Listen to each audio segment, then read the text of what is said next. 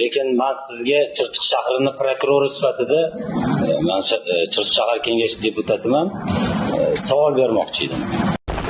Sizni ustingizdan mendan prokuror $500 pul so'radi deb tuhmat qilib, sizdan yuqori turuvchi rahbariyatga shikoyat qilsam, bu o'zini tasdig'ini topmasa, siz meni qonuniy tartibda tuhmatda ayblab javobgarlikka torttirasizmi? Savolimga javob bersangiz so'rayman. Demak, siz uni arizasini aynan meni ustimdan tuhmat qildi, tuhmat qilgan shaxsga nisbatan javobgarlik tortishni so'rayman deb sizga ariza beryapti. Siz u joyga umuman e'tibor bermasdan, javobingiz ham turibdi bizda. Umuman u joyga e'tibor bermasdan bu holat bo'yicha ichki ishlar shug'ullangan deb turib javob berasiz. Nima uchun qonun ustuvorligi ta'minlanmaydi Chirchiq shahrida? Hozir men minbarda sektor rahbari sifatida shu bilan birga prokuror hamsiz, formada turibsiz.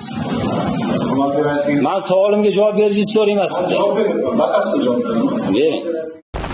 Saylovchilar manfaatida murojaat qilish haqlisiz. Tadbirkorlar yonidan olish mumkin emas. Saylovchilar manfaatida.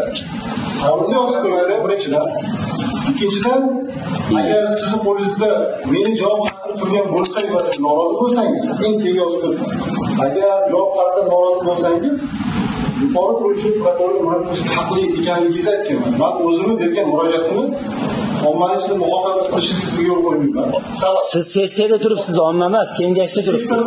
Faoliyati bo'yicha hisobot beryapman. Prokurorlik faoliyati bo'yicha emas. Prokuror faoliyatingiz bo'yicha men savol berdim sizga. Siz javob berishingizni so'rayman sizdan. Nima uchun javob berishdan qochyapsiz? O'rtaga tashiydi masalani biz endi albatta sektor rahbari sifatida homiylik tomonidan ayrim homiylarni biriktirib yordamlashib faktlar chora ko'rishni hayotdaman. Umuman o'tgan yilgi yil davomidagi faoliyatimizdan bugun oladigan bo'lsak, xalqlar sayyor qabullarga chiqqanimizda to'g'ri e'tiroz qilishyaptiki, o'tgan yilda juda katta ishlar amalga oshirildi. Haqiqatan ham keng ko'lamli bizni mahallaga borganimizda savol qo'yishadi. Bu savolga yechimini biz chora-tadbir yo'l xaritasi tuzilishcha, demak, haybaraka bilan bo'lib ketyapti. O'zi ko'p ishlar o'zi o'tgan bo'ldi, o'zlar havolarida bor. Tashrif bilan bo'lishi siyosiy tadbir bilan bog'liq bo'ldi. Bu yerda sal qiyinchiligimiz bor. Yo'q, o'tgan yilda masalan bo'lganimizda o'nta masala qo'yadigan bo'lsak, hozir 3 ta masala bor. Masalamiz ancha kamaygan lekin ular baribir mana hozir qurlar masalasida ko'p joylarda shu ko'rishyapti masalani, lekin ular hukumat doirasida uchinchi asosda qisqacha hisobotim shu, sizlardan so'raldimki, yo'l xaritasida ikkinchi amirlikka tasdiqlashni so'radim. Rahmat. Sayyorlarga muhokama bo'lsak, juda hazil takliflar va savollar bor. Meni savol bor. Hozir o'sha sektor rahbari sifatida o'zingizni olib borgan ishlaringizni qisqacha ma'lumotini berdingiz. Lekin men sizga Chirchiq shahrining prokurori sifatida men Chirchiq shahar kengashi deputatiman, savol bermoqchi edim. Agar qonun ustuvorligini ta'minlash bo'yicha Chirchiq shahrida tadbirkorlarni hozir o'zingiz aytib o'tdingizki, ularni qo'llab-quvvatlash bizning birinchi maqsadlarimizdan biri degan ma'noda gapirib o'tdingiz. Men sizga agar sizni ustingizdan bir yuridik jihatdan bilim olmoqchiman-da, sizni ustingizdan mendan prokuror $500 pul so'radi deb tuhmat qilib, sizdan yuqori turuvchi rahbariyatga shikoyat qilsam, bu o'zini tasdig'ini topmasa, siz meni qonuniy tartibda tuhmatda ayblab javobgarlikka torttirasizmi? Savolimga javob berishingizni so'rayman. Demak, tuhmat bo'yicha chora ko'rish uchun sudga ariza berish kerak. Arizani berish, bermaslik bevosita jabrlangan shaxsni o'ziga bog'liq. Minglab tuhmat bor. Shaxs Allohdan hayrat deb qo'yishi ham mumkin. Chunki tuhmatdan o't bolasidan, suv bolasidan degan narsa bor. Shuning uchun bu narsani berish, bermaslik har bir murojaat qilishni huquqi. Xo'p, aynan xuddi shu holat bo'yicha bir emas ikkita, bitta tadbirkorda, bitta o'sha elektr energiya tashkilotida ishlagan bir xodimda yuz bergan tuhmatga uchragan va shu tuhmatga uchraganligini ichki ishlar xodimlari buni o'rganib, yerda aynan tuhmat uyushtirganligi, işte bu narsa asosini topmaganligini ma'lum qilib javob bergan va o'sha javobga ilova qilib sizga tadbirkor ham, o'sha mutaxassis ham yozma ravishda ariza bilan chiqqan. Siz uni arizasini aynan ma'lum ustimdan tuhmat qildi, tuhmat qilgan shaxsga nisbatan javobgarlik tortishni so'rayman deb sizga ariza beryapti. Siz u joyiga umuman e'tibor bermasdan, javobingiz ham turibdi bizda. Umuman u joyiga e'tibor bermasdan bu holat bo'yicha ichki ishlar shug'ullangan deb turib javob berasiz.